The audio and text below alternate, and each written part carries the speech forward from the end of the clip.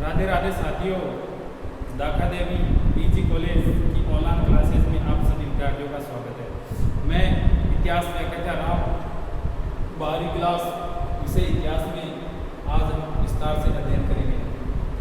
देखो, इतिहास जिसमें 12वीं कक्षा के इतिहास विषय में भारत का इतिहास समाहित है और राजस्थान का इतिहास है। तो 12वीं के इतिहास में हम जो पहला जो चैप्टर है इतिहास के विषय में कि इतिहास क्या है क्या नहीं, तो देखो ध्यान से देखेंगे कि इतिहास, देखो इतिहास को 3 भागों में बांटा गया है। इतिहास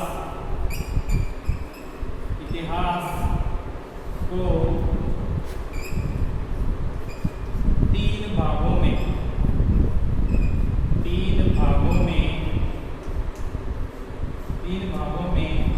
बांटा गया है।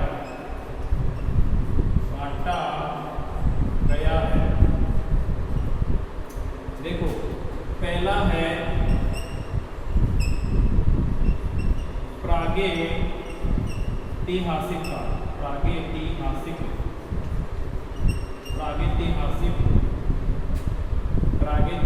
काल, जिसे प्री हिस्टोरिक भी कहते हैं। दूसरा है आद्य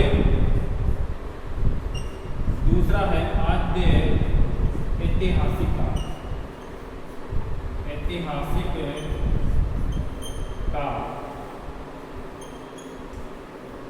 और तीसरा है ऐतिहासिक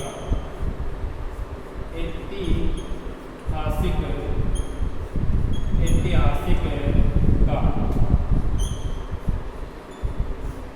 इतिहास के विषय में ये तीनों ही शब्द ऐसे हैं जिनकी परिभाषा कई व्यक्तियों को ध्यान नहीं होती है। देखो, इतिहास को भली भांति से समझने के लिए इसका 3 भागों में वर्गीकृत किया गया है, जिसमें पहला है प्रागैतिहासिक काल, दूसरा है आदि ऐतिहासिक काल और तीसरा है ऐतिहासिक काल। अब देखो, प्रागैतिहासिक काल की क्या परिभाषा होती है कि सभ्यता संस्कृति का वह युग जिस काल में लेखन कला का कोई प्रचलन नहीं था, अर्थात इस काल का जो मानव था वो बिल्कुल असभ्य था, बर्बर था, पढ़ा लिखा नहीं था। यानी कि कहने का मतलब है कि लेखन कला नहीं थी इस काल में, तो उस काल को हम प्रागैतिहासिक काल कहते हैं। दूसरा है आदि ऐतिहासिक काल कि सभ्यता संस्कृति का वह युग जिस काल में लेखन कला का प्रचलन था, लेकिन उस जो लिपि थी उस लिपि को आज तक कोई भी विद्वान नहीं पढ़ पाया, तो उस काल को क्या कहते हैं? आदि ऐतिहासिक काल कहते हैं। ऐतिहासिक काल जिसे कहते हैं कि सभ्यता संस्कृति का वह युग जिस काल में लेखन कला का प्रचलन था और इस काल की जो लिपि थी जो वर्तमान में है और उसको पढ़ सकते हैं और समझ भी सकते हैं। अब देखो, शुरुआत से देखते हैं प्रागैतिहासिक काल के बारे में। तो मैंने आपको बताया था कि इतिहास को 3 भागों में बांटा गया है, प्रागैतिहासिक काल, दूसरा आदि ऐतिहासिक काल और तीसरा ऐतिहासिक काल। अब देखो, ध्यान से देखो, प्रागैतिहासिक काल,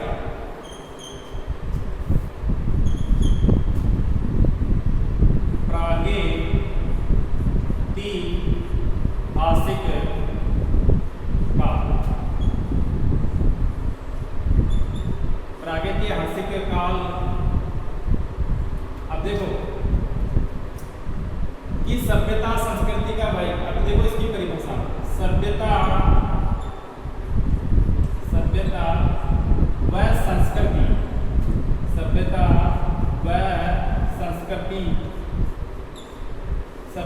व संस्कृति का वह युग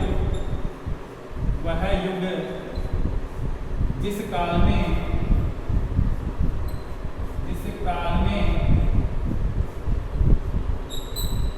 सभ्यता व संस्कृति का वह युग जिस काल में लेखन कला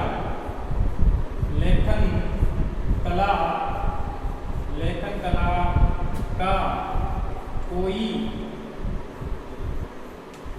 प्रचलन नहीं था,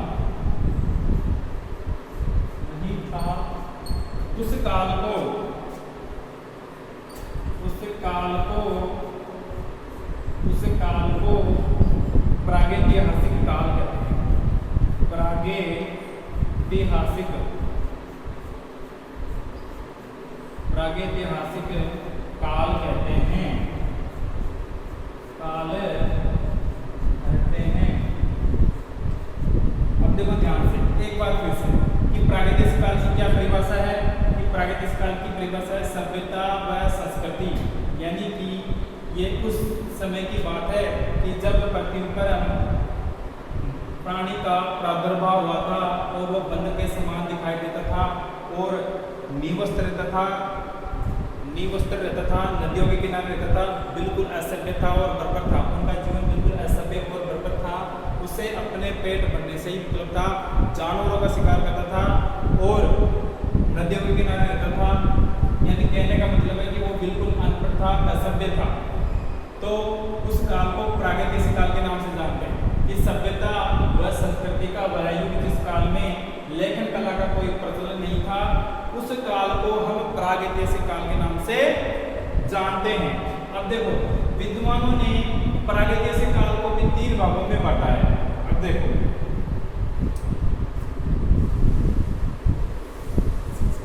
इसको भी 3 भागों में बांटा है। देखो पहला है पूरा पाषाण काल, पूरा पाषाण काल। दूसरा है मध्य पाषाण काल, मध्य पाषाण काल, मध्य पाषाण काल। कि विद्वानों ने प्रागैतिहासिक काल को 3 भागों में बांटा है। पहला है प्रापाषाण काल, दूसरा है मध्य पाषाण काल और तीसरा है नवपाषाण काल, नवपाषाण काल, पाषाण काल। ध्यान से समझना एक बात किसे कि इतिहास को 3 भागों में बांटा था। मैंने आपको बताया था प्रागैतिहासिक काल, आदिऐतिहासिक काल और ऐतिहासिक काल। बात कर रहे हैं हम प्रागैतिहासिक काल की। कि सभ्यता संस्कृति का वही जिस काल में लेखन कला का कोई प्रचलन नहीं था, यानी कहने का मतलब इस युग का जो मानव था वो बिल्कुल असभ्य था, अनपढ़ था। उस काल में लेखन कला का प्रचलन नहीं था। तो देखो प्रागैतिहासिक काल को 3 भागों में बांटा है, पुरापाषाण काल, मध्य पाषाण काल और नवपाषाण। अब देखो पुरापाषाण काल का जो समय था, पुरापाषाण काल का जो समय था अज्ञात काल से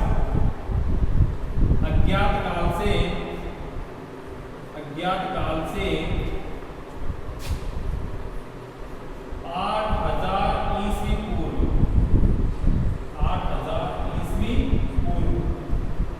ये तो पुरापाषाण काल का समय था कि जब से भारत में ये तो पुरापाषाण काल का समय था कि जब से धरती पर एक बुद्धिजीवी प्राणी आया था, तो तब से अज्ञात काल से 8000 ईस्वी पूर्व का ये पुरापाषाण काल का समय दिया गया था। कि इस युग का जो मानव था वो गुफाओं में रहता था, पत्थरों के औजार थे उनके, और इसी कारण उनको पुरापाषाण काल की संज्ञा दी गई थी। तो अज्ञात काल से 8000 ईस्वी पूर्व का जो समय था उसे पुरापाषाण काल के नाम से जाना गया है। अब देखो आगे, अगला है मध्य पाषाण काल। मध्य पाषाण काल का जो समय था 4000 ईस्वी पूर्व से 4000 ईस्वी पूर्व से 8000 ईस्वी पूर्व से 4000 ईस्वी पूर्व, 4000 ईस्वी पूर्व। मध्य पाषाण काल का जो समय था 8000 ईस्वी पूर्व से 4000 ईस्वी पूर्व तक का है। नवपाषाण काल का जो समय था 4000 ईस्वी पूर्व से 2500 ईस्वी पूर्व, 2500 ईस्वी पूर्व। यानी कि प्रागैतिहासिक काल का जो समापन होता है नवपाषाण काल यानी कि 4000 ईस्वी पूर्व से 2500 ईस्वी पूर्व, यानी कि आदि ऐतिहासिक सभ्यता का काल प्रारंभ हो जाता है 2500 ईस्वी पूर्व से। आदि ऐतिहासिक सभ्यता के अंतर्गत 2 सभ्यता आती है, एक तो वैदिक सभ्यता और एक सिंधु घाटी सभ्यता। देखो बात करते हैं तो पुरापाषाण काल की बात करते हैं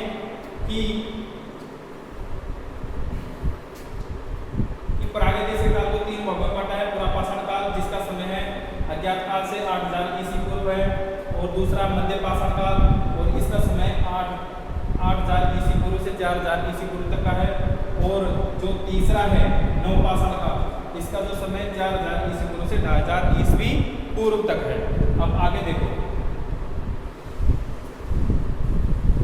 कि विद्वानों ने पुरापाषाण काल का जो विभाजन किया था, जो अज्ञात काल से 8000 ईस्वी पूर्व है। अब देखो इस युग का जो मानव था उसकी क्या विशेषताएं थी। इस युग का जो मानव था बिल्कुल असभ्य था, बर्बर था, असभ्य था, बर्बर था, और गुफाओं में रहता था, नदियों के किनारे और गुफाओं में रहता था। इस युग का जो मानव था, इस युग का जो आदि मानव था, जो पाषाणकालीन मानव था, इस युग का जो आदि मानव था, जो पाषाणकालीन मानव था, वह जो नदियों के किनारे रहता था तथा शिकार में पशुओं का शिकार करता था और तथा उनका मांस खा करके अपना पेट भरण करता था। तो इस युग के जो मानव था उनके द्वारा बनाए गए औजार बिल्कुल असभ्य थे। जो पुरापाषाण काल का जो मानव था, इनके द्वारा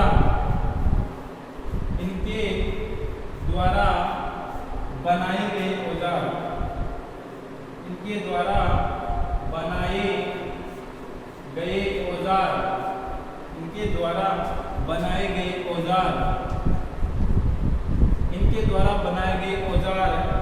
बिल्कुल असभ्य थे,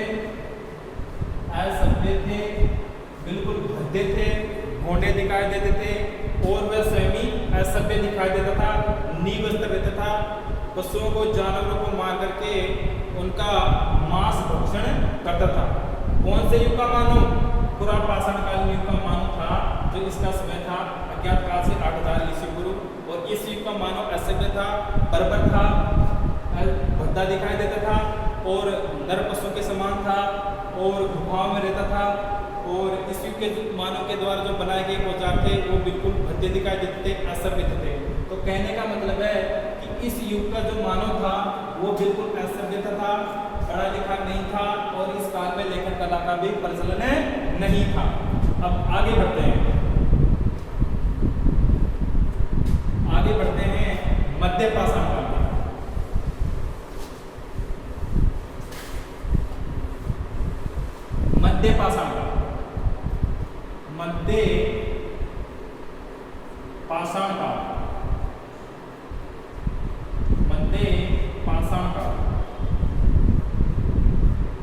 मध्य पाषाण काल अब देखो मध्य पाषाण काल, इसकी जो शुरुआत हुई थी 8000 ईस्वी पूर्व से 4000 ईस्वी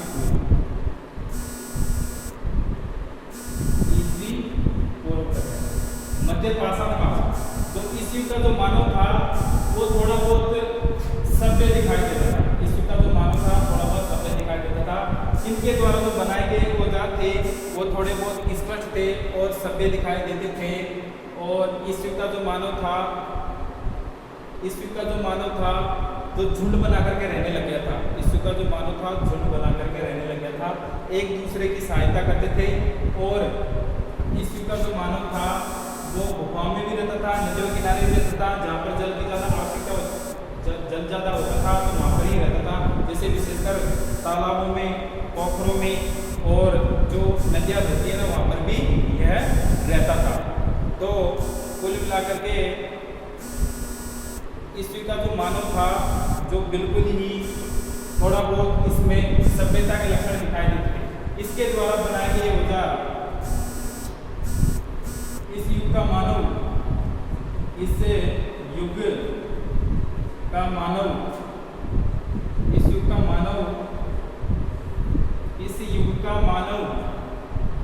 पूरा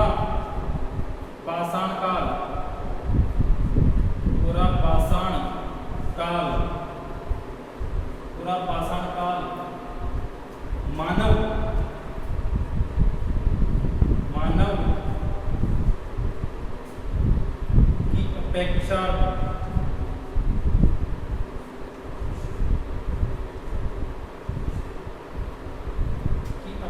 अपेक्षा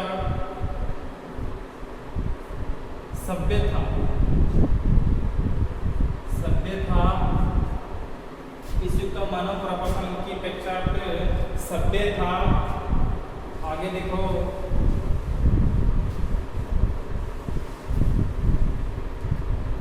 इसके द्वारा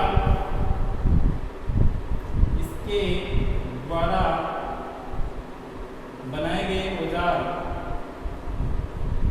इसके द्वारा बनाए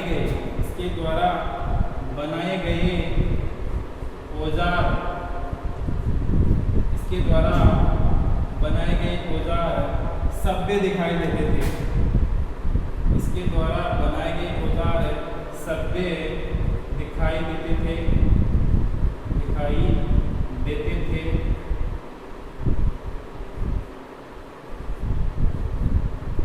और इनके द्वारा जो बनाए गए जो औजार थे वो थोड़े चमकीले और स्पष्ट दिखाई देते थे। तो कहने का मतलब है कि जो प्रागैतिहासिक काल का जो द्वितीय चरण है मध्य पाषाण का, इस युग का मानव था, उनकी मुख्य विशेषता थी कि वे थोड़े बहुत उनके द्वारा जो बनाए गए औजार थे वो बिल्कुल सभ्य दिखाई देते थे और वो स्वयं ही झुंड बना करके रहता था, एक दूसरे की मदद करता था। लेकिन इस युग के मानव को है ना अभी तक है ना किसी विशेष वस्तु का ज्ञान नहीं था, लेकिन आग का आविष्कार मध्य पाषाण के लोगों ने सीख लिया था कि आग का आविष्कार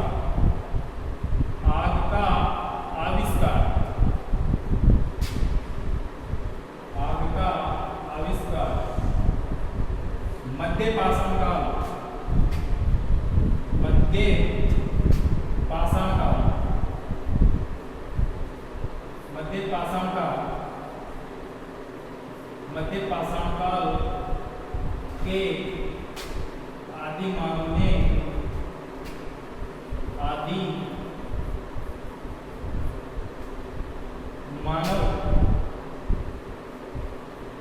ने सीख लिया था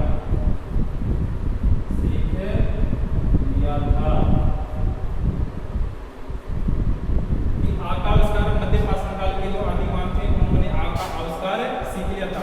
घटना क्या घटित हुई कि एक आदि मानव जब शिकार करने गया था तो पत्थरों से वो शिकार करता था। पत्थरी उनके औजार थे, तभी तो इनको पाषाणकालीन मानव कहते हैं। जब वो एक शिकार की तरफ गया था पत्थर लेकर के, तो पत्थर से जब उसने मारा कि अकस्मात आग उठने लगी, एक पत्थर से पत्थर भिड़ा और आग उठने लगी। तभी से उसको ज्ञान हो गया था कि पत्थर से टकराने पर आग उत्पन्न होती है। इसके पश्चात मध्य पाषाण काल के पश्चात नव पाषाण काल, मध्य पाषाण काल के पश्चात है नव पाषाण काल। प्रागैतिहासिक काल में नव पाषाण काल एक अकस्मात घटना थी कि इस समय में है ना जो इस समय का जो आदि मानव था वो बिल्कुल सभ्य था और स्थायी रहना सीख लिया था। प्रागैतिहासिक काल में जो तृतीय चरण है नव पाषाण काल, इसकी शुरुआत हुई थी 4000 ईस्वी पूर्व से 2500 ईस्वी पूर्व तक। 2500 ईस्वी पूर्व तक ये नव पाषाण काल का समय। अब इस युग का जो मानव था वो बिल्कुल पूर्ण रूप से सभ्य दिखाई देता था, समूह में रहता था, घर बना करके रहने लग गया था, खेती करने लग गया था। पहिए का आविष्कार भी इस युग के मानव ने कर लिया था। पूर्ण रूप से ये इस युग का जो मानव था बिल्कुल पूर्ण रूप से सभ्य मानव बन गया था और इनके जो द्वारा बनाए गए जो औजार थे वो बिल्कुल सभ्य दिखाई देते थे। तो नव पाषाण काल के लोग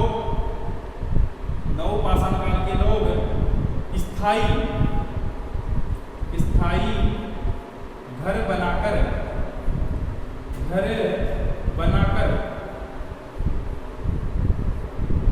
रहने लगे थे।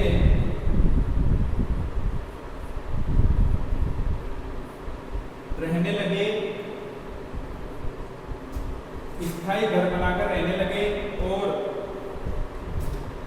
खेती करने लगे,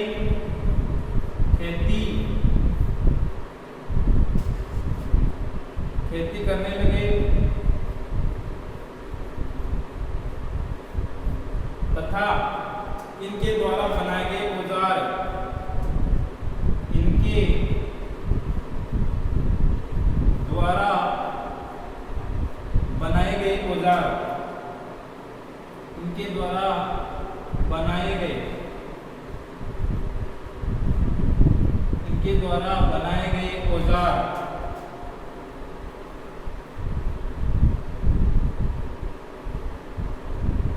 सभ्य थे।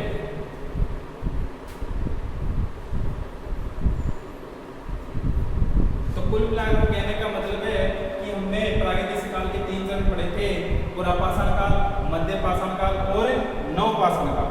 बात करते हैं कि प्रागैतिहासिक काल का जो तृतीय चरण है नवपाषाण काल, इसकी शुरुआत होती है 4000 ईस्वी पूर्व से 2500 ईस्वी पूर्व तक। और इस युग की जो मुख्य विशेषता थी कि इस युग का जो आदि मानव था स्थायी घर बना करके रहने लग गया था, समूह में रहने लग गया था और खेती करने लग गया था और इनके द्वारा बनाए गए औजार बिल्कुल सभ्य दिखाई देते थे। आज की यही क्लास ये समाप्त होती है।